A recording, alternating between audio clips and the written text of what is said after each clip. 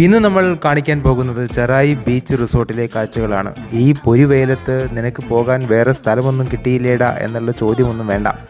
ഏതായാലും എത്ര കണ്ടാലും നടന്നാലും തീരാത്ത കാണാൻ പറ്റുന്ന കാഴ്ചകളാണ് ഈ റിസോർട്ടിനകത്ത് ഒരുക്കിയിരിക്കുന്നത്.